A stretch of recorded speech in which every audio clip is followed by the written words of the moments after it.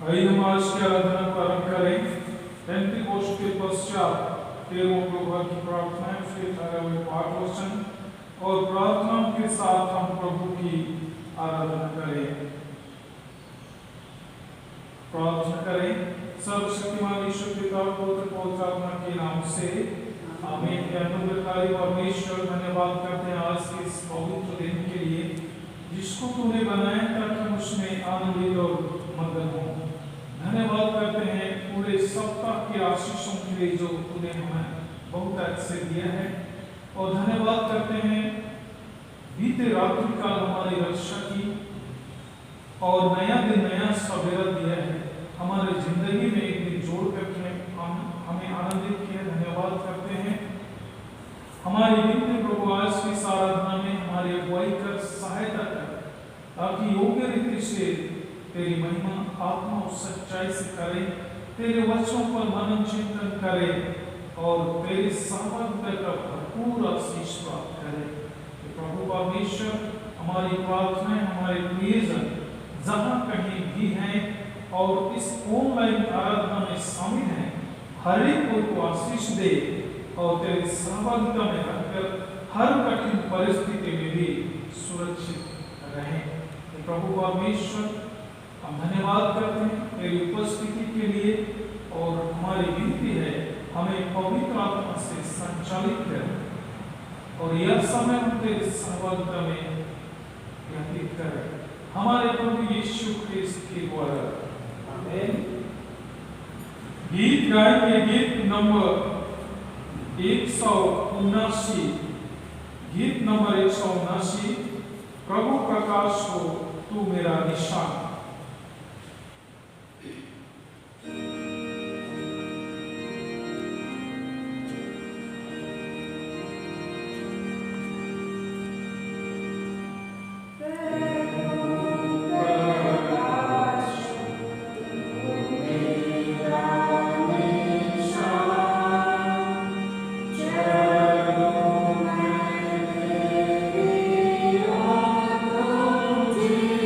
Oh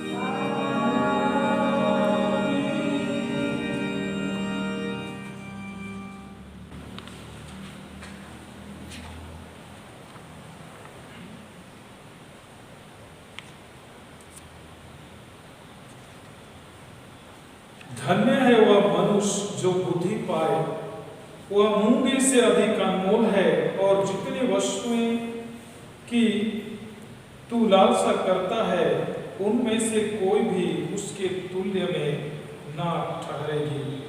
हमारे प्रभु यीशु ख्रिस्त का अनुग्रह, ईश्वर पिता का प्रेम और पवित्र आत्मा की सहभागिता आप सबके साथ रहे और आपके साथ। आइए हम शुद्धता की प्रार्थना एक साथ अर्पण करें।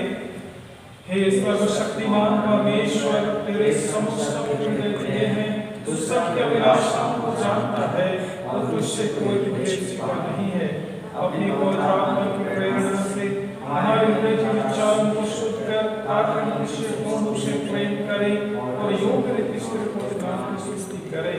हमारे प्रभु यीशु ख्रिस्त के द्वारा, आमीन।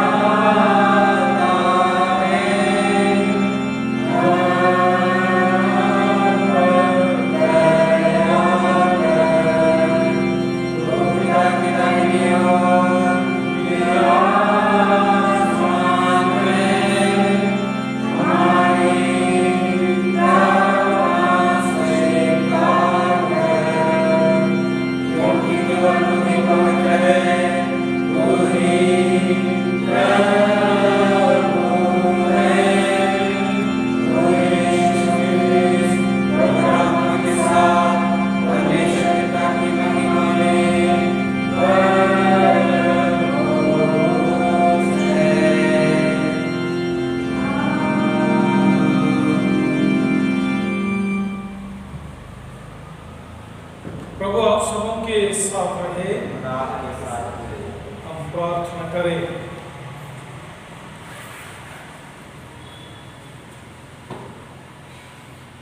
पवित्र आत्मा के अवतरण पर के पश्चात 13वें प्रभु की प्रार्थना हम अर्पण करें। हे सर्वशक्तिमान परमेश्वर, तूने अपने लिए ही हमें बनाया है और हमारा हृदय तब तक बेचैन रहता है जब तक हम तुझ में विश्राम ना पाए। हमारी सहायता कर कि हम अपना हृदय केवल तुझ पर लगाएं, ताकि इस संसार में हम तेरी शांति का अनुभव करें और आने वाले संसार में संपूर्ण आनंद हमारे प्रभु यीशु ख्रिस्त के द्वारा, जो तेरे और पवित्र आत्मा के साथ एक परमेश्वर अब और सदा जीता और राज्य करता है। आमीन। हम इस समय जो मरे की स्थिति है, हम प्रार्थना करें। हे सर्वशक्तिमान और दयावान परमेश्वर, तू जो जीवन और मृत्यु का प्रभु है, इस भयानक रोग और काल के समय हम नम्रता से तेरी ओर अपनी आंखें उठाते हैं और हमें बचाने की भरोसा रखते हुए तुझसे विनती करते हैं कि तू हमें इस संकट से छुड़ा और अपने लोगों को ऐसी स्वस्थ और शक्ति दे कि वे शांत, नम्र और धन्यवादी मन से तेरी सेवा करें। प्रभु, हमारी प्रार्थना है, हम मनुष्य जाति के गुनाहों को क्षमा करके हमें आत्मिक चंगाई दे, और विनती है सबसे अधिक हमें पश्चातापी मन दे, क्योंकि मनुष्यों के पाप के कारण यह सब परिस्थिति आई है। हमारी विनती है सबों की आंखें तू खोल दे, ताकि सब कोई जाने, पहचाने और पश्चाताप करके बुरे मार्गों से फिरे, जिससे हम संपूर्ण क्षमा और पाप मोचन तुझसे प्राप्त करें। प्रभु परमेश्वर, हम धन्यवाद करते हैं ऐसे बीच में भी तूने हमारी शुद्धि दी है, धन्यवाद करते हैं। और हमारी विनती है अपने पुत्र यीशु के रक्त में हम एक एक जन को सुरक्षित कर, ताकि हम सुरक्षित रहें और तेरे संगति में बने रहें, हमारे प्रभु यीशु ख्रिस्त के द्वारा। आमीन। हे प्रभु परमेश्वर, हम विशेष प्रार्थना कर रहे हैं हमारे उन प्रियजनों के लिए जो शारीरिक, मानसिक, आत्मिक रूप से बीमार हैं और जिनके लिए हमारी प्रार्थना चाही गई है। प्रभु, अपने सिंहासन में तूने सुन लिया है, हम धन्यवाद करते हैं। विनती प्रभु, तेरे समय का इंतजार करने में हमारी सहायता कर और हमारे उन प्रियजनों के धीरज को तू बढ़ा और सबसे अधिक उनके विश्वास को मजबूत कर, ताकि ऐसी कठिन परिस्थिति में भी, तकलीफ में भी तुझ पर अपना विश्वास ना छोड़े, वरन संपूर्ण हृदय से तुझी पर भरोसा रखें। विनती है जितनी औषधियों का इस्तेमाल करते हैं उन पर तेरी आशीष हो, ताकि उनका सेवन करके तेरी बड़ी अनुग्रह से वे शारीरिक रोगों से मुक्ति प्राप्त करें और अपने जीवन से तेरा धन्यवाद करें।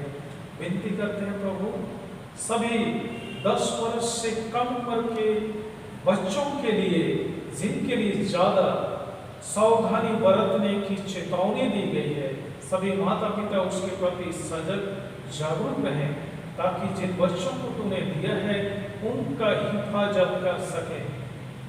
विनती करते हैं 60 वर्ष से उम्र वाले हमारे माता पिता, बुजुर्ग माता पिताओं के लिए प्रभु परमेश्वर, उनके साथ अब तक तू है। हमारी विनती है प्रभु, हम उन्हें तेरे हाथ में सुपुर्द कर रहे हैं कि उनके शरीर में के प्रतिरोधक क्षमता को तो मजबूत कर, ताकि इस परिस्थिति में वे सुरक्षित रहें और उनके जीवन से तेरी महिमा हो। प्रभु परमेश्वर, उन्हें तेरे सामर्थ्य हाथ में सुपुर्द करते हैं।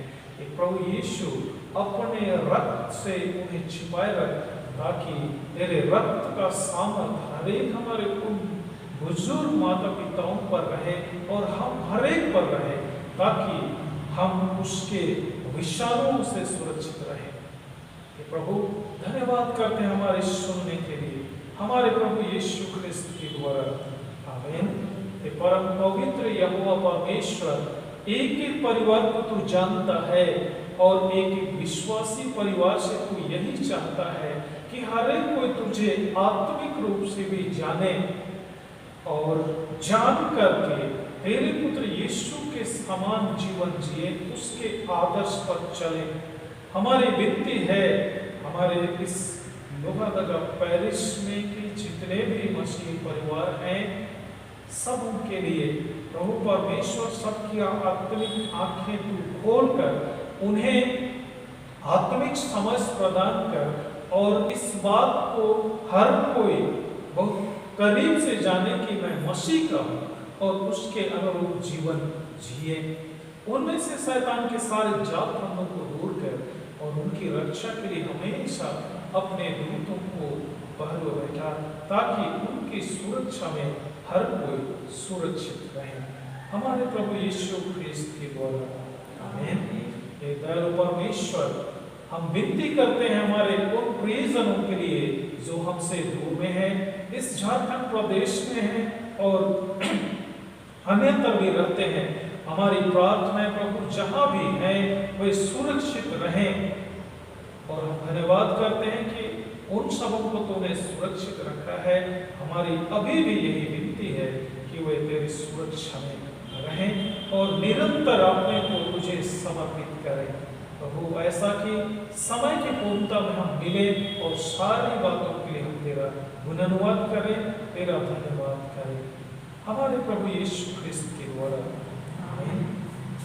प्रभु परमेश्वर, हम धन्यवाद करते हैं तूने अपने पुत्र यीशु को इस संसार में भेजा ताकि कोई तेरे राज के गुप्त रहस्य का खुलासा करे। हमारी विनती है जितने सुसमाचार प्रचार करने के द्वारा से मेरे स्वर्गीय राज के गुप्त रहस्यों को बताते हैं, हमारे सुसमाचार प्रचारक मित्र सबके साथ तू हो और इस परिस्थिति में भी भिन्न भिन्न माध्यमों से तेरे वचन को अंतिम व्यक्ति तक पहुंचाने में सदा तत्पर रहे।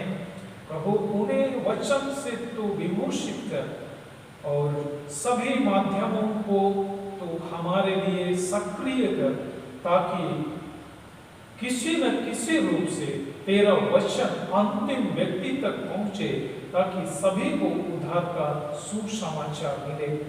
ये प्रभु परमेश्वर यह जिम्मेदारी एक एक विश्वासी को तुमने सौंपा है। हम सभी उसके मर्म को जानकर और जो आज्ञा तूने हमें दिया है उसका अनुपालन करते हुए उस दिशा में कार्य करें जिस तरह हम अनुग्रह और तेरे प्रेम और क्षमा के भागी हुए हैं, वैसे ही दूसरे लोग तेरे प्रेम अनुग्रह क्षमा के हकदार हों और अनंत मीरास के हिस्सेदार बने।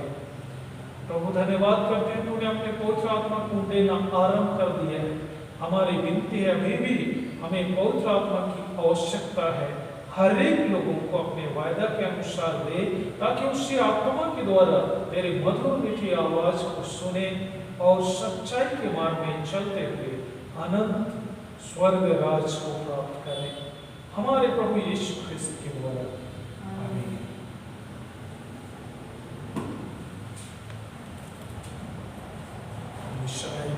भजन संहिता से पाठ करेंगे।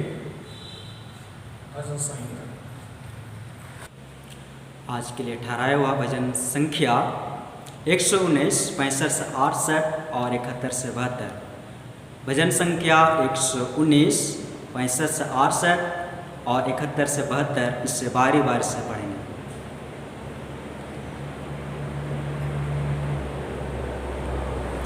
हे यहोवा, तूने अपने वचन के अनुसार अपने दास के संग भलाई की है। मुझे भले विवेक शक्ति और ज्ञान दे, क्योंकि मैंने तेरी आज्ञाओं का विश्वास किया है। उससे पहले कि मैं दुखित हुआ, मैं भटकता था, परंतु अब मैं तेरे वचन को मानता हूँ। तू भला है और भला करता भी है, मुझे अपनी विधियाँ सिखा। मुझे जो दुख हुआ वह मेरे लिए भला ही हुआ है, जिससे मैं तेरे विधियों को सीख सकूं। तेरी दी हुई व्यवस्था मेरे लिए हजारों रुपयों और धन से भी उत्तम है। सर्वशक्तिमान पिता के, पुत्र के और पवित्र आत्मा की महिमा हो, जैसे आदि में थी, आमीन। इस समय मंडली बैठ जाएंगे, पहला पाठ सुनेंगे।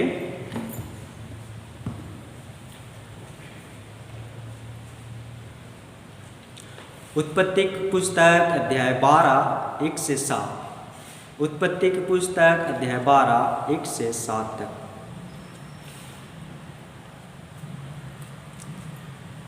यहोवा ने अब्राम से कहा, अपने देश और अपनी जन्मभूमि और अपने पिता के घर को छोड़कर उस देश में चला जा जो मैं तुझे दिखाऊंगा, और मैं तुझसे एक बड़ी जाति बनाऊंगा और तुझे आशीष दूंगा और तेरा नाम बड़ा करूँगा और तू आशीष का मूल होगा।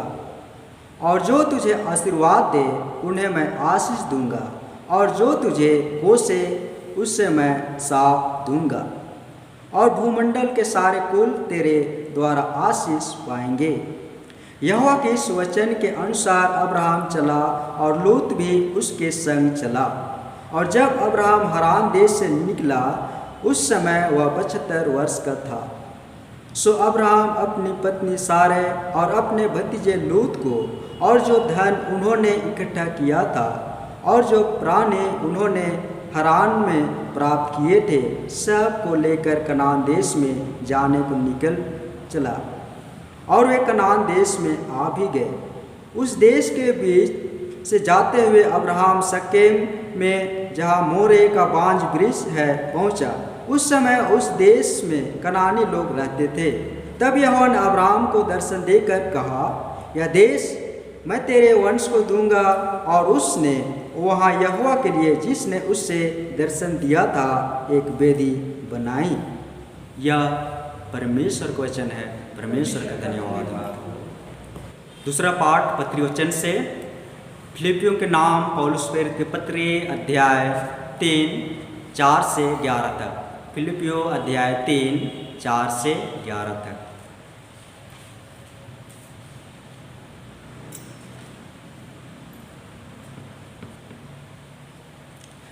पर मैं तो शरीर पर भी भरोसा रख सकता हूँ। यदि किसी और को शरीर पर भरोसा रखने का विचार हो तो मैं उससे भी बढ़कर रख सकता हूँ। 8वें दिन मेरा खतना हुआ। इस्राएल के वंश और बेन्यामीन के गोत्र का हूँ। इब्रानियों का इब्रानी हूँ। व्यवस्था के विषय में यदि कहो तो फरीसी हूँ। उत्साह के विषय में यदि कहो तो कलीसिया का सताने वाला, और व्यवस्था की धार्मिकता के विषय में यदि कहो तो निर्दोष था। परंतु जो बातें मेरे लाभ की थी उन्हीं को मैंने मसीह के कारण हानि समझ लिया है। वरन मैं अपने प्रभु मसीह प्रभु की पहचान की उत्तमता के कारण सब बातों की हानि समझता हूँ, जिसके कारण मैंने सब वस्तुओं की हानि उठाए और उन्हें कूड़ा समझता हूँ, जिससे मैं मसीह को प्राप्त करूँ और उसमें पाया जाऊँ, ना कि अपनी उस धार्मिकता के साथ जो व्यवस्था से है, वरन उस धार्मिकता के साथ जो मसीह पर विश्वास करने के कारण है और परमेश्वर की ओर से विश्वास करने पर मिलती है। और मैं उसको और उसके मृत्यु जय की सामर्थ को और उसके साथ दुखों में सहभागी होने के मर्म को जानूं और उसकी मृत्यु की समानता को प्राप्त करूं, ताकि मैं किसी भी रीति से मरे हुओं में से जी उठने के पद तक पहुँचूं। यह परमेश्वर का वचन है। परमेश्वर का धन्यवाद। सुसमाचार से पहले हम गीत गाएंगे। गीत नंबर 358। गीत नंबर 358।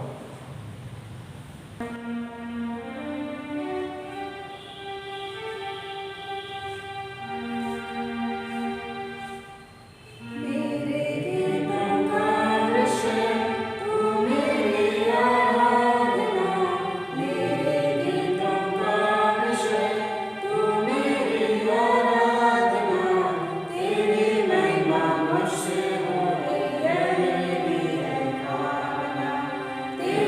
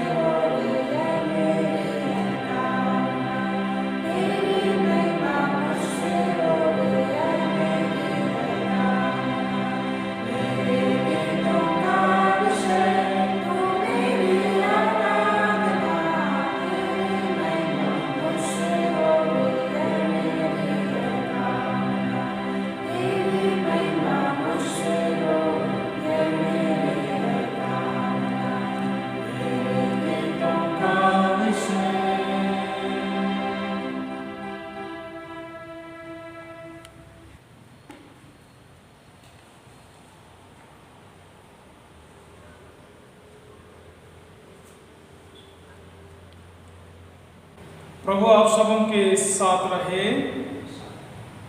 पवित्र सुसमाचार, पवित्र मत्ती रचित सुसमाचार उसके 13वें अध्याय में लिखा है और 44वें पद से सुसमाचार आरंभ होता है। प्रभु यीशु क्रिस्त की महिमा हो।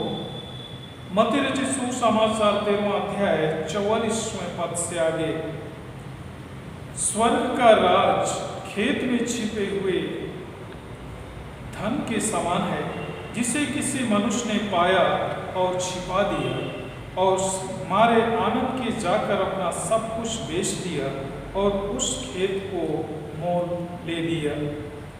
फिर स्वर्ग का राज एक व्यापारी के समान है जो अच्छे मोतियों की खोज में था। जब उसे एक बहुमूल्य मोती मिला तो उसने जाकर अपना सब कुछ बेच डाला और उससे मोल ले लिया। फिर स्वर्ग का राज उस बड़े जाल के समान है जो समुद्र में डाला गया और हर प्रकार की मछलियों को समेट लाया। और जब जाल भर गया तो मछुए उसको किनारे पर खींच लाए और बैठकर अच्छी अच्छी तो बर्तनों में इकट्ठा की और निकम्मी फेंक दी। जगत के अंत में ऐसा ही होगा। स्वर्गदूत आकर दुष्टों को धर्मियों से अलग करेंगे और उन्हें आग के कुंड में डालेंगे, जहां रोना और दांत पीसना होगा। क्या तुमने ये सब बातें समझी? उन्होंने उससे कहा, हाँ। उसने उनसे कहा, इसलिए हर एक शास्त्री जो स्वर्ग के राज का चेला बना है उस गृहस्थ के समान है जो अपने भंडार से नई और पुरानी वस्तुएं निकालता है। यह ख्रिस्त का सुसमाचार है। वही प्रार्थना करें। सर्वशक्तिमान परमेश्वर, तेरे वचन के लिए धन्यवाद करते हैं और इस समय हम तेरे वचनों के प्रकाशनों पर ध्यान करना चाहते हैं। प्रभु, हमें समझ की आत्मा से भरपूर कर हम हर एक को वचन का प्रकाशन दे। हमारी आत्मिक कान को खोल दे, आंखों को खोल दे, ताकि हम उसे देखें, सुने और समझकर उसे आत्मसात करें। प्रभु परमेश्वर, अपने पवित्र आत्मा से हम हर एक को सुनने सुनाने में अभिषेक कर और यह समय हम तेरे साथ व्यतीत करें ताकि बहुतायत की आशीषें हम प्राप्त करें, हमारे प्रभु यीशु ख्रिस्त के द्वारा। आमीन। कृपया बैठ जाएंगे। परमेश्वर का धन्यवाद हो कि पूरे विश्व में कठिन परिस्थिति बनी हुई है और हम प्रतिकूल परिस्थिति से होकर गुजर रहे हैं, लेकिन भी परमेश्वर का वचन हमारे लिए अभी भी प्रेरणादायक है और रहेगा। यीशु मसीह ने अपने जीवन काल में कहा था, इस संसार में तुम दुख और क्लेश पाओगे, किंतु धीरज धरो, मैंने संसार को जीत लिया है। पवित्र पौलुस प्रेरित कहता है, कोई भी शक्ति परमेश्वर के प्रेम से हमें अलग नहीं कर सकता है। जी हाँ, परमेश्वर के प्रेम से कोई भी शक्ति हमें अलग नहीं कर सकता है। इस दुनिया में जन्मा हर एक व्यक्ति मृत्यु से, मौत से, संकट और विपत्ति से डरता है, लेकिन परमेश्वर हमें उसके लिए भी आश्वासन देते हैं और उसके लिए भी हमारे विश्वास को मजबूती देने के लिए वचन देते हैं। धन्य है वह व्यक्ति जो प्रभु में मरता है। आज ऐसी कठिन परिस्थिति बनी हुई है कि कब हमारे जीवन में मौत आ जाएगा कोई नहीं जानता। यह बिल्कुल अनिश्चितता के साथ है, लेकिन हमारे लिए आशा वरन उत्तम आशा यही है कि जब हम प्रभु में बने रहते हुए शारीरिक मृत्यु को प्राप्त करेंगे तो हम परमेश्वर के पास ही जाएंगे। यह हमारे लिए सबसे अधिक आनंद का विषय है। इसलिए प्रभु में मेरे प्रियो, परमेश्वर के वचन के प्रकाश में मैं आप सबों को यह बात बता रहा हूं कि हमें मृत्यु से नहीं डरना है, क्योंकि मृत्यु का डंक को निष्क्रिय करने वाला प्रभु हमारे साथ है, जिसने स्वर्ग जाते जाते कहा था, देखो जगत के अंत तक सदैव तुम्हारे साथ हूं। 365 वरन 366 दिन के लिए परमेश्वर का वचन में लिखा गया है कि डरो मत, भयभीत मत हो। इसलिए हमें डरने और भयभीत होने की कोई आवश्यकता नहीं है, लेकिन जरूरी है कि हर समय हम सावधानी के साथ आगे बढ़ें। आइए हम आज के वचन पर ध्यान करें, और उसके लिए मैं आज का जो विषय है आपके सामने पढ़ना चाहूंगा। परमेश्वर के राज्य के खोजियों के लिए कोई भी त्याग बड़ा नहीं होता। यानी परमेश्वर के राज का जो खोजी है वह बड़ा से बड़ा त्याग करने को भी तैयार रहता है, और बड़ा त्याग भी उसके लिए कम ही होता है। क्योंकि परमेश्वर का राज या परमेश्वर की उपस्थिति में बने रहना इस संसार में की मूल्यवान वस्तुओं से भी ज्यादा कीमती और मूल्यवान है। और इसीलिए इस रहस्य को जो व्यक्ति जान गया है वह त्याग करने को कभी भी पीछे नहीं हटेगा, वरन वह आगे ही बढ़ता जाएगा, क्योंकि उसका नजर उस मूल्यवान निधि यानी परमेश्वर के राज पर बना रहता है, जो कभी खत्म नहीं होगा, जो जीर्ण शीर्ण नहीं होगा, वो अनंत काल के लिए है। प्रभु यीशु अपने जीवन काल में ये बातें कहे थे, जिसे हम लोग यूहन्ना 6 उसका 27 पद में पाते हैं, नाशमान भोजन के लिए परिश्रम ना करो, परंतु उस भोजन के लिए जो अनंत जीवन तक ठहरता है, जिसे मनुष्य का पुत्र तुम्हें देगा।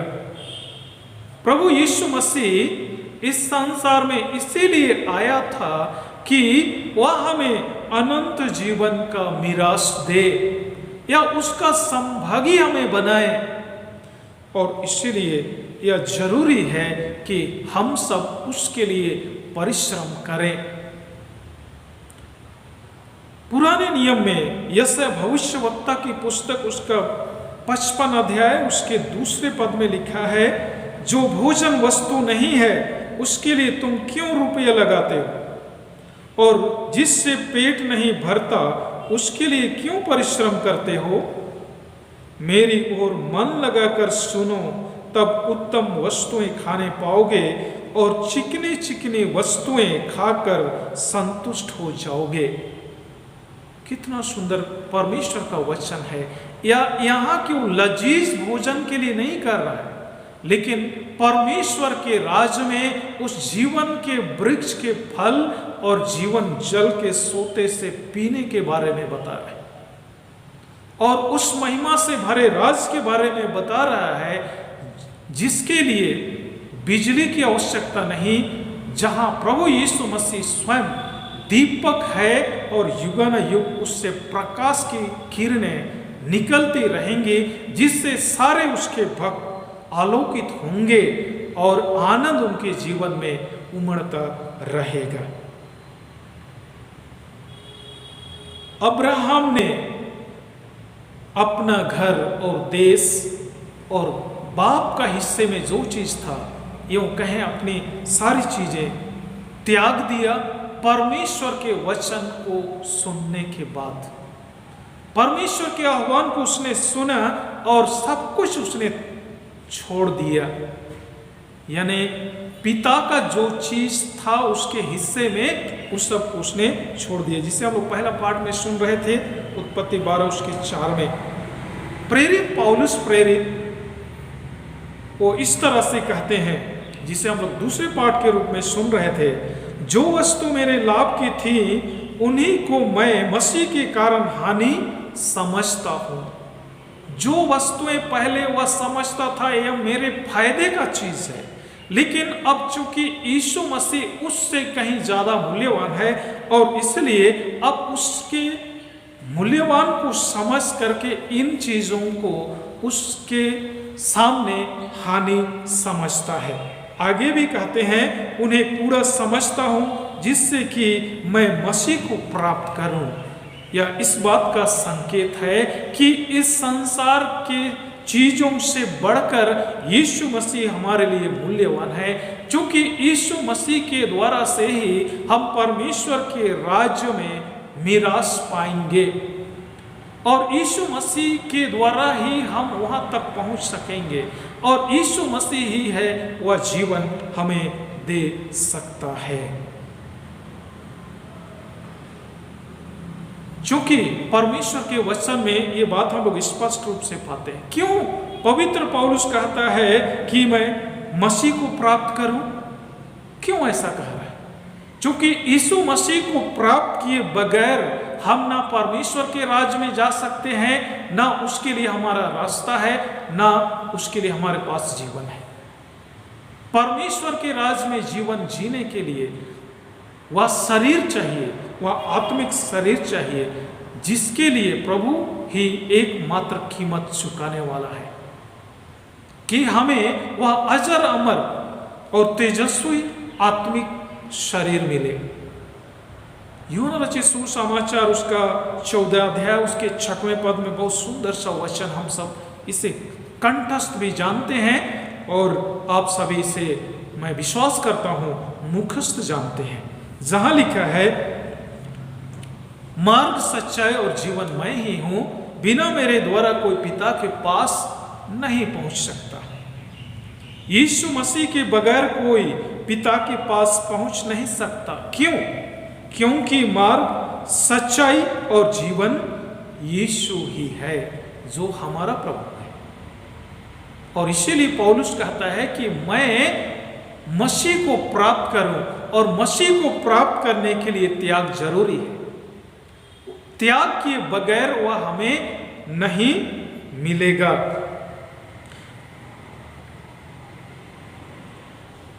परमेश्वर के राज के खोजियों के लिए आनंद का विषय यह है कि परमेश्वर ने अपने राज्य में पुनः स्थापित करने के लिए स्वयं बड़ा त्याग किया। ये सारी बातें बाइबल में हमें बताई गई हैं कि हमने उसके लिए त्याग नहीं किया, लेकिन परमेश्वर ने त्यागा और यीशु मसीह ने भी त्याग किया। परमेश्वर ने अपना एकलौता पुत्र यीशु ख्रिस्त को दे दिया। यूं कहें तो अपने बेटे को हमारे खातिर त्याग कर दिया ताकि हम सब उसके घर में वापस आए। यूहन्ना 3 उसका 16-17 को पढ़ेंगे तो बहुत सुंदर वचन है, मैं सबके लिए पढ़ना चाहूंगा। यूहन्ना रचित सुसमाचार उसका 3 अध्याय और उसका 16-17, जहां पे ऐसा लिखा है, क्योंकि परमेश्वर ने जगत से ऐसा प्रेम रखा कि उसने अपना एकलौता पुत्र दे दिया ताकि जो कोई उस पर विश्वास करे वह नष्ट ना हो परंतु अनंत जीवन पाए। और 17 वचन उससे भी ज्यादा हमारे लिए प्रेरणादायक है। परमेश्वर ने अपने पुत्र को जगत में इसलिए नहीं भेजा कि जगत पर दंड की आज्ञा दे, परंतु इसलिए कि जगत उसके द्वारा उद्धार पाए। परमेश्वर का त्याग कितना बड़ा है। मनुष्य पापी है, लेकिन परमेश्वर पापी से नहीं घृणा करता है, पाप से घृणा करता है। और इसलिए पाप में डूबे और फंसे और शैतान के शिकंजे में जकड़े लोगों को छुड़ाने, उनका उद्धार करने के लिए अपने पुत्र को भेजा। वह इसलिए नहीं कि पाप किए इसलिए मैं उनको दंडित करूंगा, लेकिन इसलिए नहीं कि उसे मैं बचाऊंगा। लेकिन हाँ, इसे कभी नहीं भूलना चाहिए कि एक दिन परमेश्वर न्याय भी अवश्य करेंगे। और इसलिए इस बात को हमेशा हम ख्याल रखें, क्योंकि यीशु मसीह उद्धार का वचन लेकर के आए थे और सुनाया, हमारे लिए जीवन भी दे दिया, सब कुछ न्यौछावर कर दिया, सब कुछ। लेकिन फिर भी अगर हम इस बात को जानकर हम उसे नहीं स्वीकारेंगे तो वह समय भी आएगा, हमें कड़वी वचन भी सुनना पड़ेगा, न्याय के आसन में भी हमें खड़ा होना पड़ेगा। इसलिए मेरे प्रियो, जरूरी है कि समय रहते हम यीशु मसीह और परमेश्वर के वचन को आत्मसात करें। यीशु मसीह किस तरह त्यागा, इस बात से हम सब जान सकते हैं। यूहन्ना 4 उसके 34 में लिखा है, मेरा भोजन यह है कि अपने भेजने वाले की इच्छा के अनुसार चलूं और उसका काम पूरा करूं। इतना अधिक भोजन तक को त्याग कर रहा है परमेश्वर की इच्छा पूरी करने के लिए। इतना ज्यादा प्रभु मेरे और आपके लिए त्याग किया। क्रूसित होने से पहले यूं कहा, जैसा मैं चाहता हूं वैसा नहीं, परंतु जैसा तू चाहता है वैसा ही हो। लेकिन संसार में क्या होता है? संसार में लोग, या मेरा और आपका, हमारा विचार है मैं जैसा चाहता हूं वैसा हो। लेकिन प्रभु के वचन हमारे आदर्श हैं। वो किस तरह त्याग रहा है हमें जीवन वरन अनंत जीवन का भागी बनाने के लिए, परमेश्वर का बेटा और बेटी के अधिकार को प्राप्त करने के लिए त्याग करते हुए कह रहा है, जैसा मैं चाहता हूं वैसा नहीं, लेकिन जैसा आप चाहते हैं वैसा ही हो। या उसके त्याग को बताता है, जिसे हम लोग मत्ती रचित सुसमाचार 26 के 39 के दूसरे खंड में, मरकुस रचित सुसमाचार 14:36 के दूसरे खंड में, और लूका 22 उसके 42 के दूसरे खंड में हम लोग इसे पाते हैं। इसे आप अपने बाइबल में कभी भी पढ़ सकते हैं। परमेश्वर के राज की खोजियों के लिए कोई भी त्याग बड़ा नहीं होता है। यह तो हम लोग सुन लिए, लेकिन एक सवाल है, किन के लिए परमेश्वर का राज खोजना बड़ा कठिन है? किन के लिए? कैसे लोगों के लिए परमेश्वर का राज खोजना बड़ा कठिन है? आइए हम इस पर मंथन विचार करें। इसके लिए है, जिनका विश्वास परमेश्वर के अस्तित्व पर नहीं होता और नश्वर वस्तु पर उनका भरोसा रहता है, ऐसे लोगों के लिए परमेश्वर के राज को खोजना कठिन होता है, क्योंकि उनको परमेश्वर पर भरोसा नहीं होता है और सृष्टि की चीजों पर उनका भरोसा ज्यादा रहता है। एक स्लोगन बहुत चिर परिचित है, जिसे आप सभी जानते हैं, हर चमकता वस्तु सोना नहीं होता और हर काला वस्तु हीरा या कोयला नहीं होता है। किंतु अफसोस, सत्य शिक्षा पाकर भी इंसान, जिसमें मसीही भी शामिल हैं, चमकता वस्तु की खोज में दिन और रात लगे हुए। या कितनी विडंबना है। मानव हृदय में संतुष्टि नहीं है। 100 का आंकड़ा पूरा करने के लिए मानव निर्मित अर्थव्यवस्था का सहारा ले रहे हैं। मनुष्य किस तरह हम इस संसार में आगे बढ़ सकते हैं, उसके लिए उसने अर्थव्यवस्था को बनाया है, उसको हासिल करने के लिए। लेकिन परमेश्वर का अर्थव्यवस्था से मेल नहीं खाता है, और यही कारण है कि परमेश्वर पर भरोसा हट जाता है और मानव निर्मित अर्थव्यवस्था पर उनका भरोसा रह जाता है, जो कि परमेश्वर से उसे दूर करता है। परमेश्वर का अर्थव्यवस्था हमें चहुमुखी विकास के लिए निर्देश और परामर्श देता है, और उसके अनुसार जो इंसान या मनुष्य चलेगा तो हर तरह से वह संपन्न रहेगा, भौतिक रूप से भी और आत्मिक रूप से भी।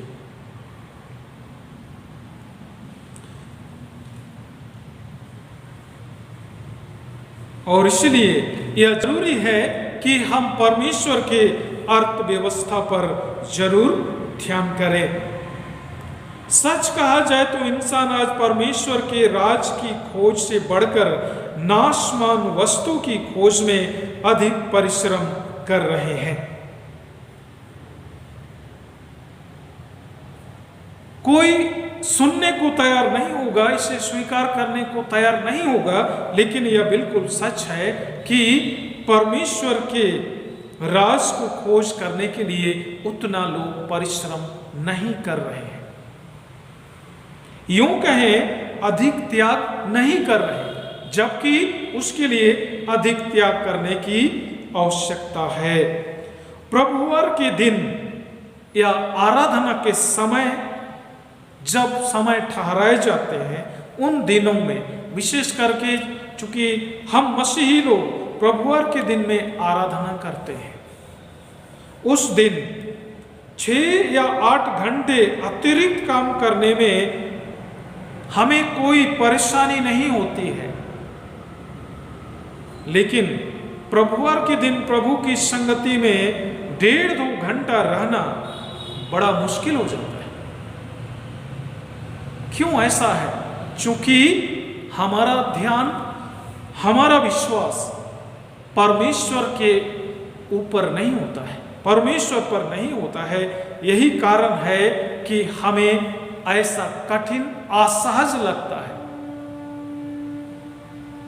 प्रभु में मेरे प्रियो, यहाँ पर मैं आपके पास स्पष्ट करना चाहूँगा कि हम सभी सरकारी नौकरी में होते हैं या किसी के अधीन में रहकर के हमको काम करना पड़ता है। यह मैं नकारात्मक बातें नहीं कह रहा हूँ, लेकिन मैं जो कुछ बोल रहा हूँ इसका मतलब यह है कि जिस तरह हम अपने इस संसार के मालिकों के प्रति हम विश्वस्त रहते हैं, उसके एवज में हमें नाशमान वस्तुएं मिलती हैं, और लेकिन उसके लिए हम विश्वस्त रहते हैं, तो उसी तरह अनश्वर वस्तु हमें जो परमेश्वर देता है, उसकी भक्ति के लिए भी, उसकी आराधना के लिए, उसके वचन सुनने के लिए भी हमें उतना ही तत्पर दिखाने की आवश्यकता है। मेरे कहने का मतलब यही है, जब हम संसार के लिए समय दे रहे हैं तो परमेश्वर के लिए भी हम समय दें, उसके लिए भी हमें तत्परता के साथ त्याग करना चाहिए। और अगर हम लोग ऐसा करते हैं तो निश्चय ही परमेश्वर की आशीष से हमारे जीवन में होंगे। मैं यहां पर एक उदाहरण देना चाहूंगा। संत फ्रांसिस आसीसी, जो इटली के आसीसी शहर में जन्मा था, एग्जैक्ट नहीं बताया जाता है, लेकिन 1181-82 ईस्वी में उसका पिताजी बहुत ही संपन्न परिवार का व्यक्ति था और बहुत प्रसिद्ध कपड़े का व्यापारी था। जब फ्रांसिस जन्मा था आसीसी शहर में, उस समय उसका पिताजी घर में नहीं था। उसका पिताजी व्यापार के क्रम में वह फ्रांस गया हुआ था, और इसी के कारण से संत फ्रांसिस आसीसी का नाम ऐसा पड़ा। और बचपन से ही उसमें प्रभु के प्रति भक्ति का भाव था,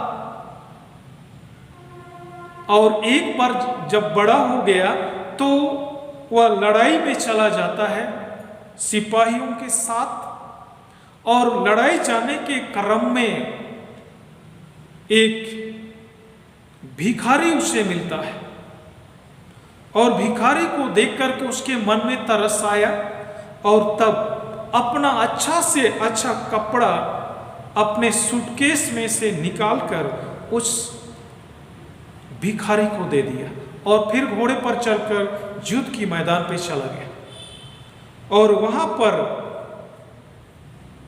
वो लड़ाई किया, लेकिन वह पकड़ा गया, और उसके बाद 1 साल तक उसे जेल में खटना पड़ा, और उसके बाद फिर वापस आया, और जैसा उसका जीवन था वैसा ही चलने लगा।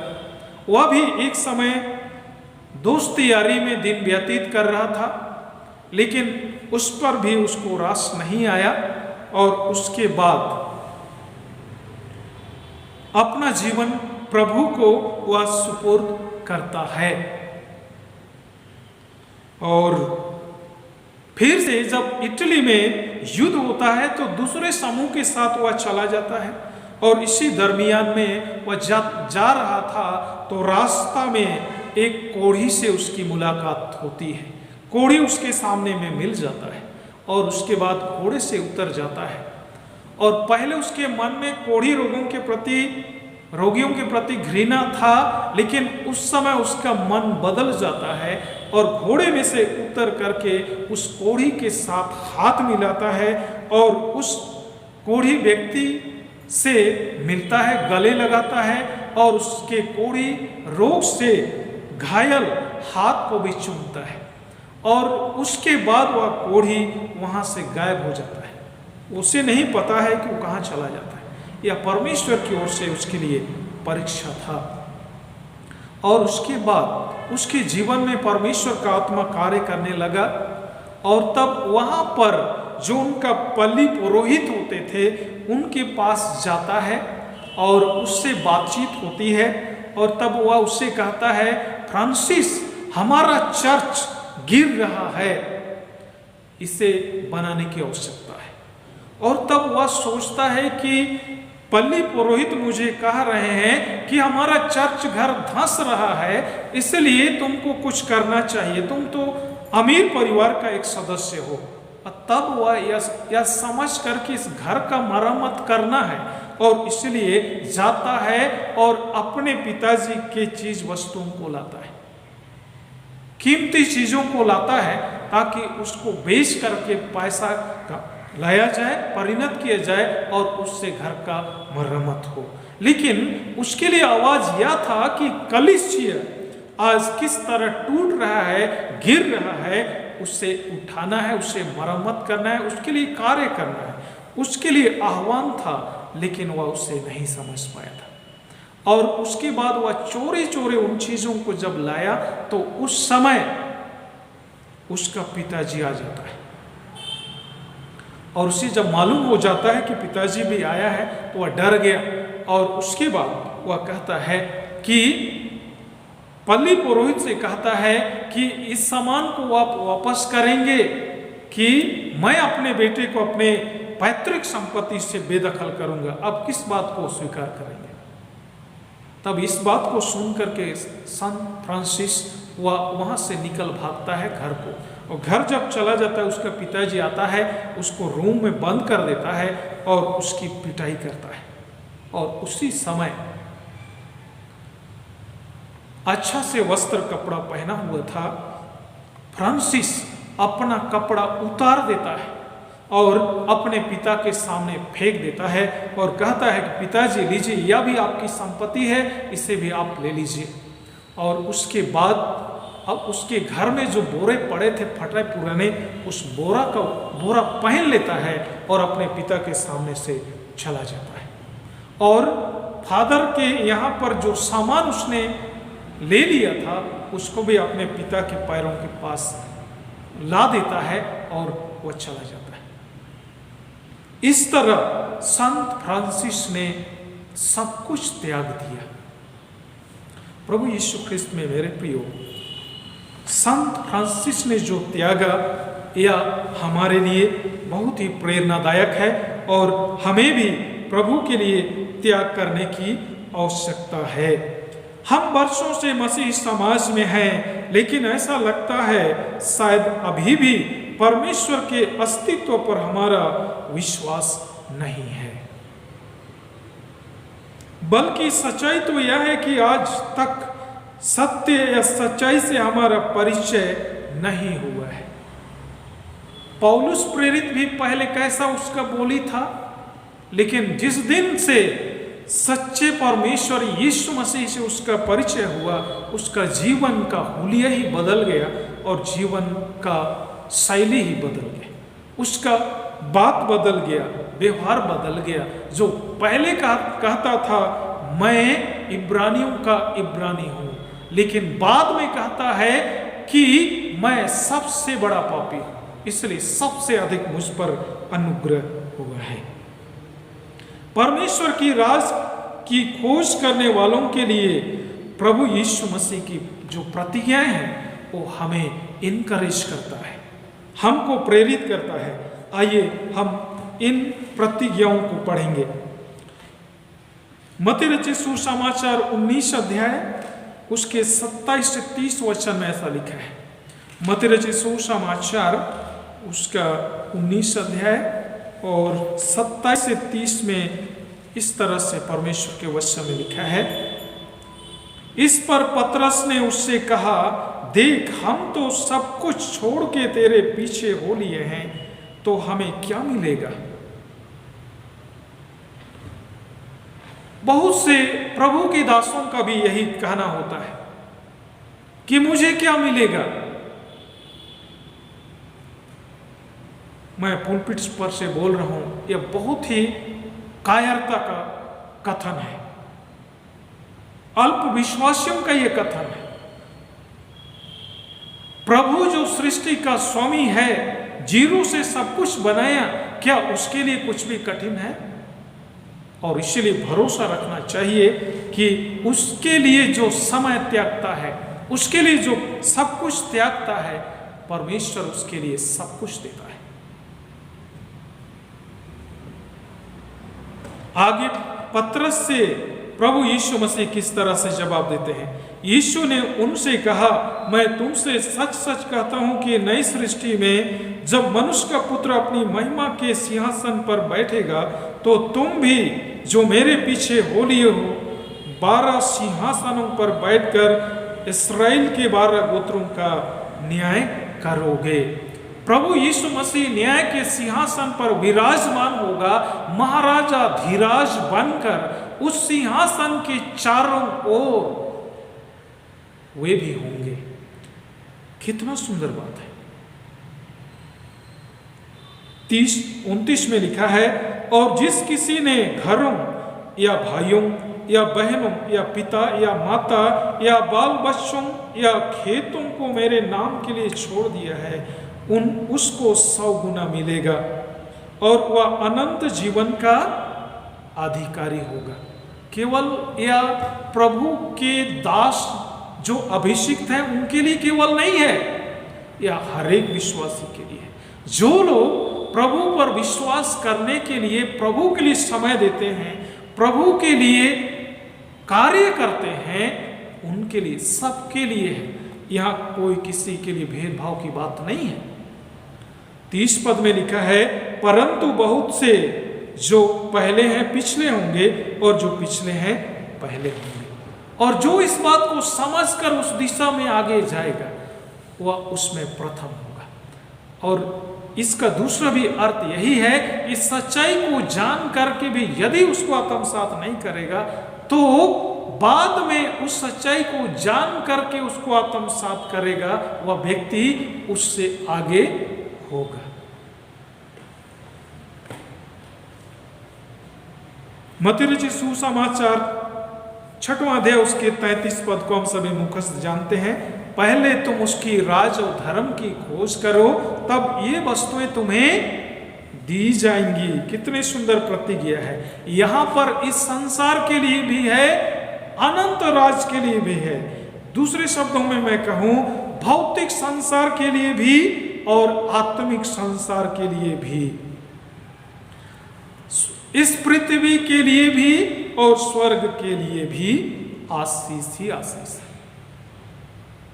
विश्वस्त और ईमानदारी से प्रभु की संगति में बने रहने वालों के लिए 100% प्रतिफल मिलने की पूर्ण आशा है। जरूरी है हम उसमें बने रहें, उसकी खोज करें। जो व्यक्ति इस वास्तविकता को जान लिया है, उसे प्रभु के लिए त्याग करना कोई कठिन नहीं। प्रभु के लिए धन्यवाद का भेंट देना, अच्छे कार्यों के लिए सहयोग करने, जरूरतमंदों की सहायता के लिए यथाशक्ति आर्थिक सहयोग करने एवं प्रभु यीशु के कार्यों के लिए समय देने में तकलीफ नहीं वरन आनंद की ही अनुभूति होगी। जो व्यक्ति इस सच्चाई को जान लिया है, उस व्यक्ति को प्रभु को धन्यवाद दिए बगैर चैन नहीं आएगा, क्योंकि देने के बाद जो खुशी उसके मन में होता है, वह उस तकलीफ से कई गुना वरन सैकड़ों गुना ज्यादा मनोहर बात है। और इसीलिए उसको देने की देने की फिक्र ज़्यादा होती है, क्योंकि उसमें उसको आनंद की अनुभूति होती है। अगर वह नहीं दे पाता है तो उसे तकलीफ होती है कि मैं प्रभु के लिए भेंट नहीं दी हूँ, प्रभु के लिए मैंने कार्य नहीं किया है, प्रभु की महिमा के लिए मैंने समय नहीं दिया है, उसको बेचैनी हो जाएगा। कितनी अद्भुत बात है। और इसीलिए प्रभु में मेरे प्रियो, हम सब इस बात को जरूर ध्यान करें। संत फ्रांसिस आसीसी, उसके दोस्त लोग सांसारिकता में जीवन जी रहे थे, उसके लिए भी वह सब कुछ उपलब्ध था। चौक चौराहों में, रेस्तरां में वह आनंद के साथ खा पी सकता था, लेकिन कई नशीली चीजों को खाने पीने के बाद आनंद वो लोग मनाते थे, उससे कई गुना आनंद उसको त्यागने के द्वारा से मिलता था। बोरा पहनकर घूमता था, वचन प्रचार करता था, लेकिन 12 शिष्य उसके बन गए और शिष्यों की लड़ी बनती गई। और उससे प्रभावित होकर एक बहुत ही खूबसूरत जवान महिला, जवान लड़की, जो आगे चलकर संत क्लेयर के नाम से जानी जाती है, वह भी उसके संपर्क में आई, मने प्रभावित होकर के, और उसने भी अपना जीवन प्रभु को समर्पित कर दी, और बाद में उसे संत की उपाधि दी गई। क्या मैं आपसे सवाल कर रहा हूं, क्या आपने कभी मंथन किया है यीशु मसीह आपके लिए सब कुछ त्याग दिया ताकि आपका उद्धार हो, परमेश्वर से आपका मेल मिलाप हो और आपको परमेश्वर के राज यानी स्वर्ग राज में मीरास मिले? कितना बड़ा त्याग यीशु मसीह ने किया है। अगर आज हम उस बहुमूल्य बात को, उस मूल्यवान बात को समझ जाएंगे तो हमें कोई कठिनाई नहीं होगी त्याग करने में।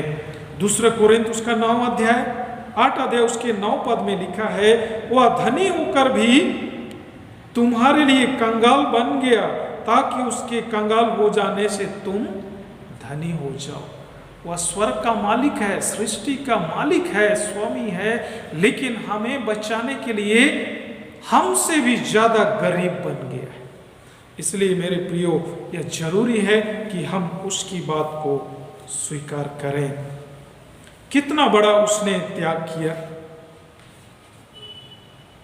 यशायाह नबी की पुस्तक 53 अध्याय उसके 6 और 5-6 में ऐसा लिखा है, हमारे ही अपराधों के कारण घायल किया गया, हमारे अपराध के कारण, हमारे अधर्म के कारण कुचला गया, हमारी ही शांति के लिए ताड़ना पड़ी ताकि हमें परमेश्वर के राज में अनंत जीवन का मीरास मिले।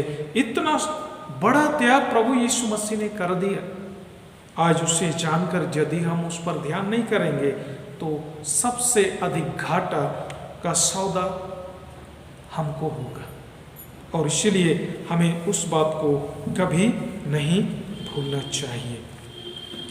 स्मरण रखें, परमेश्वर का राज या स्वर्ग का राज किराना दुकान में उपलब्ध होने वाला कोई सामान नहीं है। उसे पाने या खोजने, खरीदने के लिए रुपये या मुद्रा की जरूरी नहीं है, उसके लिए त्याग जरूरी है। पैसा देकर के हम कोई किराना दुकान का सामान खरीद सकते हैं, लेकिन उधार को पैसे लेकर खरीद नहीं सकते हैं। मत्ती रचित सुसमाचार उसका 19 अध्याय उसके 24 पद में इस तरह से लिखा है, मैं सबके लिए पढ़ रहा हूं। मत्ती 19 उसके 24 पद में ऐसा लिखा है, तुमसे फिर कहता हूं कि परमेश्वर के राज्य में धनवान के प्रवेश करने से ऊंट का सुई के नाके में से निकल जाना सहज है। यहां किस संदर्भ में कह रहा है? कभी भी आप ये ना सोचें कि यह वचन धनवान लोगों के विरुद्ध में है, ऐसा नहीं है। लेकिन यहां पर जो सार है, मूल्यवान बात है, वह यह है कि जो व्यक्ति धन के गिरफ्त में है और प्रभु यीशु मसीह को पाने या परमेश्वर के राज को पाने के लिए उसे त्यागने को तैयार नहीं है, ऐसे लोगों के लिए कहता है, क्योंकि उसे बड़ी कठिनाई होती है। इस धनी व्यक्ति की भी यही स्थिति थी, या जवान का, वह कह रहा है कि अनंत जीवन का मिरास पाने के लिए मैं क्या करूं। जब प्रभु यीशु मसीह ने उसे कहा तो वह उदास होकर के चला गया, और उसी के संदर्भ में या उसी समय यह वचन प्रभु ने कहा था, यानी त्याग जरूरी है, ना कि वस्तुएं। वो वस्तुएं संसार के लिए हमारे लिए है, लेकिन परमेश्वर के राज के लिए उसके बंधन से हमें मुक्त होना है। यदि उसके बंधन में हम होंगे तो वह हमसे छूट जाएगा। यह नश्वर चीज तो संसार तक के लिए है, लेकिन वह अनश्वर चीज हमेशा के लिए है, वह छूट जाएगा। परमेश्वर के राज्य में सबका सादर आमंत्रण है, किसी के लिए भी निमंत्रण नहीं है, ऐसा कोई बात नहीं है, सबके लिए सादर आमंत्रण है। प्रभु यीशु कहता है मेरे पास, मेरे पास, मुझसे भी और आपसे भी कर, हर एक व्यक्ति से हमें पूछना है कि हम क्या सुन रहे हैं। क्या आप प्रभु के लिए अपनी इच्छा त्यागने को तैयार हैं?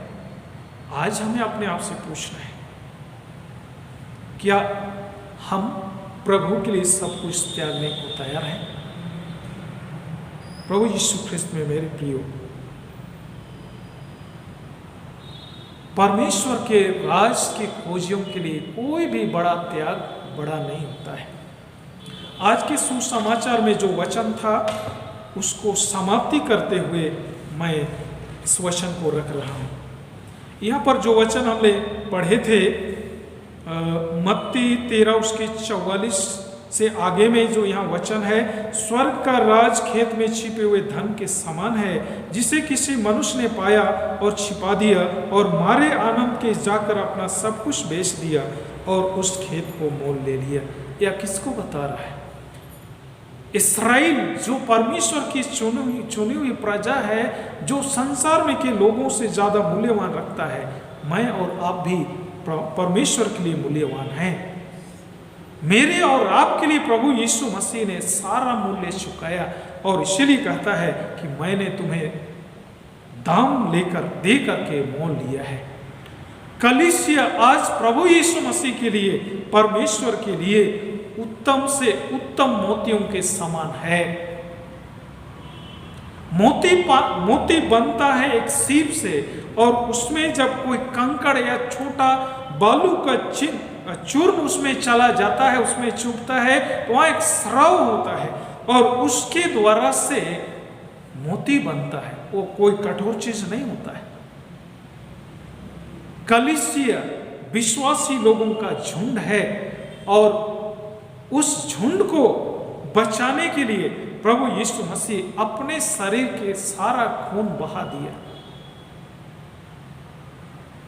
यानी सब कुछ मेरे और आपके खातिर बेच दिया, उससे गिरवी रख दिया, ताकि मेरा और आपका उद्धार हो। मेरे प्रियो, उसने इतना बड़ा त्याग किया मुझे और आपको बचाने के लिए। क्या हमारा कर्तव्य नहीं है कि हम प्रभु के राज के लिए त्याग करें? मैं आपसे विनम्र प्रार्थना कर रहा हूं, आपसे मैं नम्र निवेदन कर रहा हूं कि हम सब त्याग करना सीखें, त्याग करें, और इसी जीवन काल में हम उसे सुनिश्चित करें। पौलुस की तरह कहें कि वह मुकुट मेरे लिए धरा है। क्यों पौलुस ऐसा कह सका? क्योंकि अपने जीवन में वैसा ही करता था, जिसने कहा जो कुछ मेरे लाभ की थी उसे अब मैं कूड़ा समझता हूं, हानि समझता हूं। इसका मतलब यही है, जो चीजें हमारे लिए है, इसका मतलब वो नहीं है कि हम उठाकर उसे फेंक दें। परमेश्वर का वचन ऐसा नहीं कह रहा है, लेकिन जो चीज हमारे लिए दिया है हम उसको पूरी त्याग के साथ प्रभु के लिए भी हम इस्तेमाल करें, ताकि हमारे जीवन से और उन चीजों से जिससे हमारा जीवन आनंदित होता है, उससे भी प्रभु की महिमा हो। इसलिए उन चीजों को भी हम प्रभु की महिमा के लिए इस्तेमाल करें। यही है प्रभु के राज के लिए त्याग करना। परमेश्वर मुझे और आपको आशीष प्रदान करें। प्रार्थना करें। सर्वशक्तिमान परमेश्वर पिता, हम तुझे धन्यवाद करते हैं। आज के दिन में तूने हमें इस बात को सिखाया है कि इस संसार में जो चीजें हैं सब कुछ तूने हमें दिया है, लेकिन उसके अधीन में हमें नहीं रहना है, उसकी गुलामी में नहीं रहना है। लेकिन जो चीज तूने हमारे लिए दिया है उसको त्याग करने तक के लिए भी हमें तैयार होना है तेरे राज की खोज के लिए। हे प्रभु परमेश्वर, हमारी विनती है, जितना कोई ने तेरे वचन को सुना है, हर एक कोई स्थिरता के साथ बैठकर उस पर मंथन चिंतन करें और तुझसे मार्गदर्शन प्राप्त करें। और हे प्रभु परमेश्वर, उनके जीवन की खुशी के लिए जो कुछ तूने दिया है उसके गुलामी में ना रहें, वरन उससे भी कहीं ज्यादा मूल्यवान और बहुमूल्य चीज अनंत जीवन स्वर्ग राज का मिरास तो देने वाला है, उसको पाने के लिए उसको त्याग करने का भी साहस करें। प्रभु परमेश्वर, एक को ऐसा आत्मिक समझ प्रदान कर हमारे प्रभु यीशु ख्रिस्त के द्वारा, आमीन। आइए हम खड़े होकर अपने विश्वास की घोषणा करें। प्रेरितों का विश्वास वचन एक साथ कहें। मैं सर्वशक्तिमान पिता स्वर्ग पृथ्वी के सृष्टिकर्ता परमेश्वर पर विश्वास करता हूँ। मैं उसके इकलौते पुत्र हमारे प्रभु यीशु ख्रिस्त पर विश्वास करता हूँ। वो पवित्र आत्मा के सामर्थ्य से गर्भ आया और कुंवारी मरियम से जन्मा।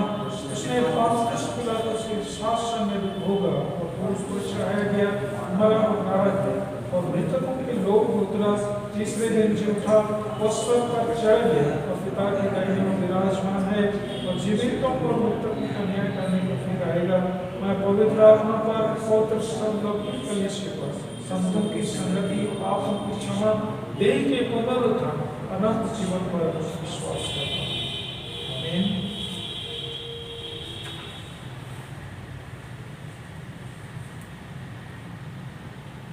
प्रभु यीशु ख्रिस्त में प्रियो, हमारे प्रभु यीशु ख्रिस्त ने कहा है, प्रभु हमारा परमेश्वर ही एकमात्र प्रभु है।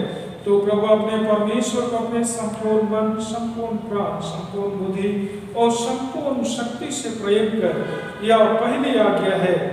दूसरी यह है, अपने पड़ोसी को अपने समान प्रेम कर, इनसे बड़ी और कोई आज्ञा नहीं। परमेश्वर ने संसार से ऐसा प्रेम रखा कि उसने अपना इकलौता पुत्र यीशु ख्रिस्त दे दिया कि वो हमें पापों से बचाए, स्वर्ग में हमारे निवेदन करता हो और हमें शाश्वत जीवन में पहुंचाए। इसलिए हम पश्चाताप और विश्वास के साथ अपने पापों का अंगीकार करें। हम परमेश्वर की कृपा से उसकी आज्ञाओं का पालन करने का और सब लोगों के साथ मेल मिलाप और प्रेम से रहने का दृढ़ संकल्प करें। हम एक साथ अपने गुनाहों का अंगीकार करें।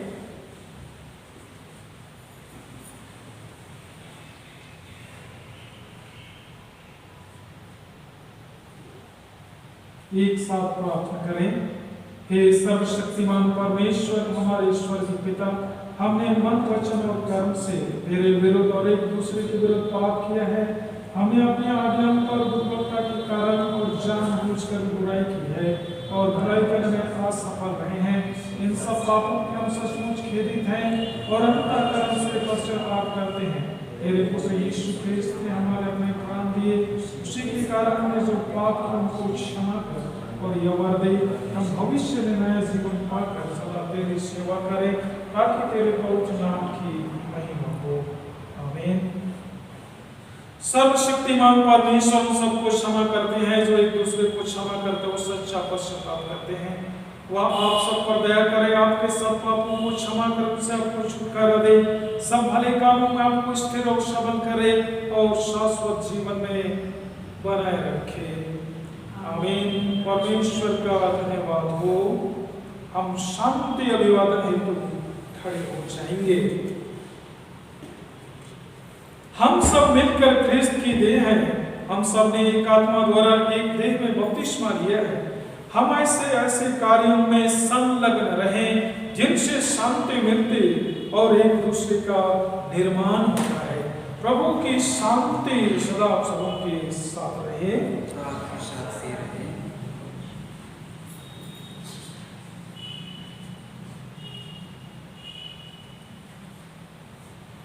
श्रद्धा और भक्ति के साथ हम प्रभु को अपना भेंट अर्पित करते हुए गीत गाएंगे। गीत नंबर 192। गीत नंबर 192, तुम जो ख्रिस्त के योद्धे हो।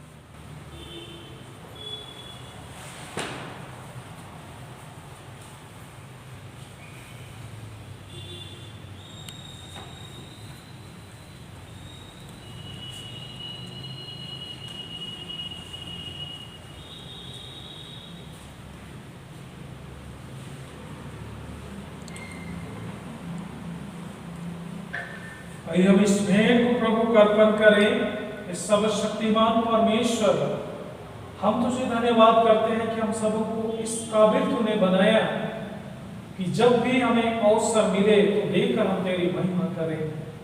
प्रभु, हमारा कुछ भी नहीं है, सब कुछ तेरा ही है और उसी में से इस समय हम भेंट अर्पण कर रहे हैं।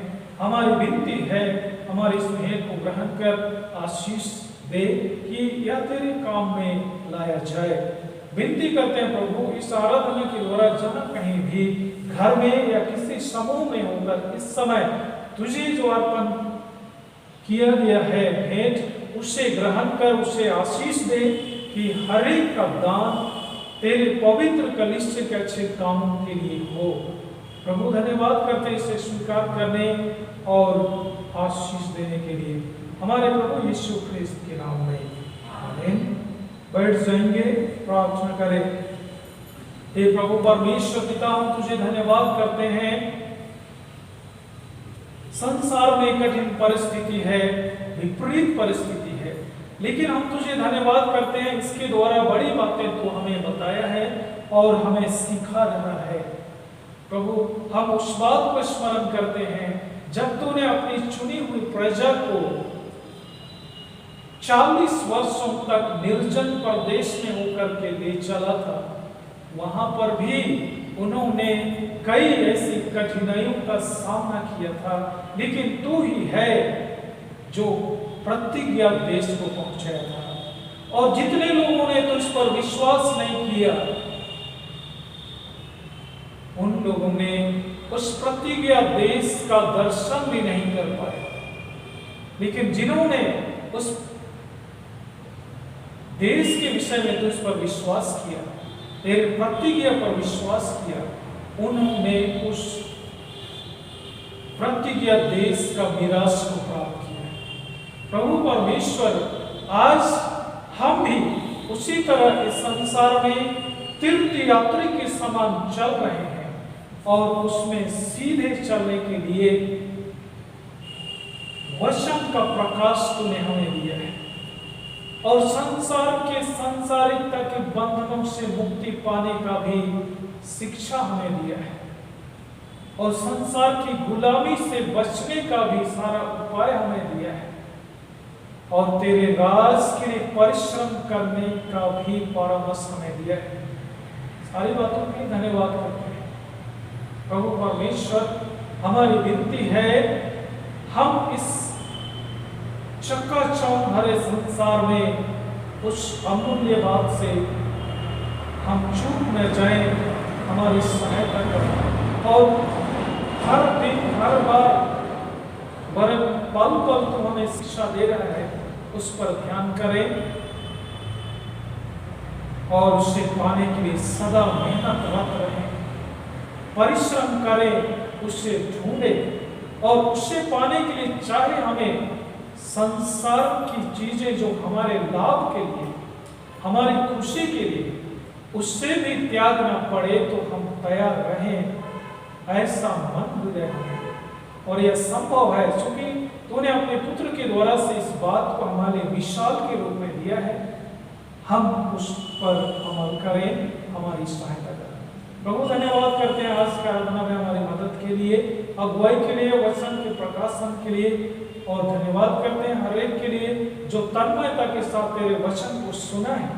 विनती है प्रभु, उतनी ही तन्मयता के साथ मंथन करके विचार करते हुए उसे आप हम साथ करें ताकि संसार का बंधन टूट जाए और तेरे राज की खोज के लिए परिश्रम करने में वो सदा तत्पर और प्रेरित हो जाए।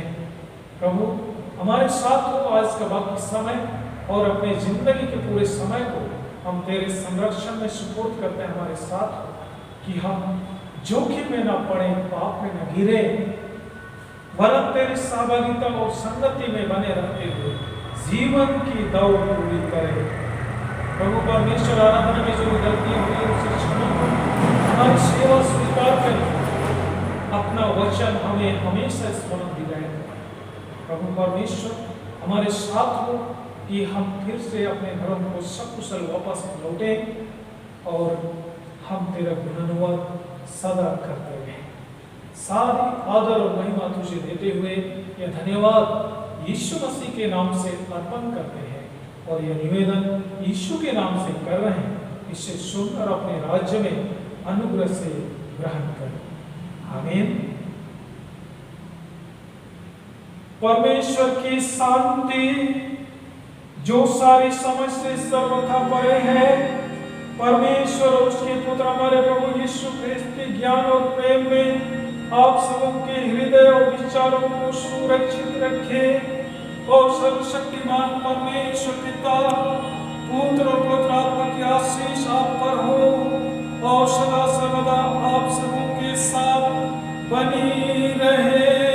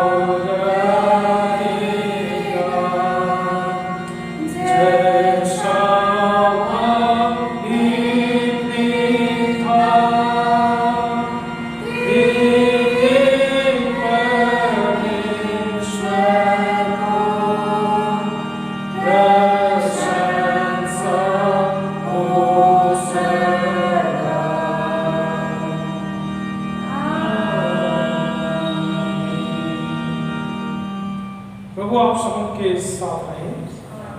हम मुश्किल से विदा हों प्रभु के नाम से, आमीन।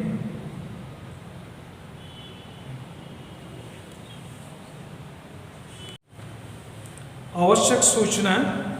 ख्रिस्त में प्रिय विश्वासी माता पिता एवं भाइयों बहनों, यीशु के सामर्थ्य नाम में यीशु सहाय आप सबों से विनम्र आग्रह है, जब भी आप ऑनलाइन आराधना में सम्मिलित होते हैं, धन्यवाद दान तारीख अनुसार लिख कर रखें और हम माह के अंतिम प्रभुवार को मसीही भंडारीपन दान देते हैं, उसे भी आप पूर्ववत रखें। साथ ही अपना अपना असेसमेंट मंडली कोषाध्यक्ष के पास जमा करते जाएं, ताकि बाद में आपको कठिनाई न हो। ऑनलाइन आराधना के माध्यम से जरूर प्रभु की संगति में बने रहें और प्रभु की आशीषें बहुतायत से प्राप्त करें। नोट, सितंबर माह से दान संग्रह किया जाएगा, इसे आप जरूर ध्यान करें। धन्यवाद। साप्रेम प्रेसबिटर मान्यवर पुरोहित अनिल कुमार डांगा, पैरिश पुरोहित लोहारदगा। धन्यवाद।